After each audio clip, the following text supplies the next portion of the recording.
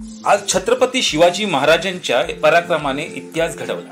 गनिमी काव्याचा वापर करून अनेक लढाया जिंकता आल्या। गनिमी कावा अथवा इंग्रजीत गुरिल्ला वॉर हे एक प्रकारचे युद्धतंत्र आहे। यात अतिशय कमी संख्याबळाने तुलनेने मोठ्या सैन्यास जेरीस आणता येते।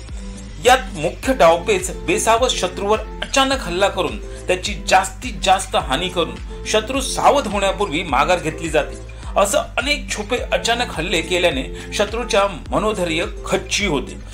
गनिमी हल्ले केल्याने शत्रूचं मनोधैर्य तर खच्ची होतच, पण त्याचा वापर करून छोटे छोटे सैन्य मोठ्या सैन्याचा पराभव करू शकते।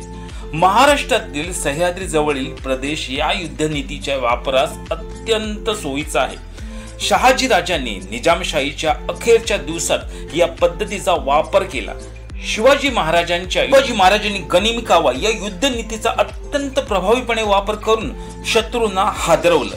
त्या रणनीतीच्या महत्वाचा भाग असलेला गनिमी कावा आजही युद्धशास्त्रात आदर्श मानला जातो। आता याच युद्धतंत्राच्या रोमांचकारी गाथेवर आधारित 22 मराठा बटालियन गोष्ट गनिमी काव्याची हा सिनेमा तयार होतोय। या मराठी चित्रपटसृष्टीत ऐतिहासिक आणि थरारक कथानकांनी प्रेक्षकांच्या मनात खास स्थान मिळवलंय। त्याच धाग्यातील हा सिनेमा आहे असं कळतंय। आता या चित्रपटाच्या नावातच सगळं आहे। तर हा सिनेमा मोठ्या पडद्यावर येण्याची उत्सुकता ही आहेच, पण गनिमी कावा कसा केला जातो हे नक्की शिकायला मिळेल। चला तर भेटू पुढच्या व्हिडिओत, तोपर्यंत बघत राहा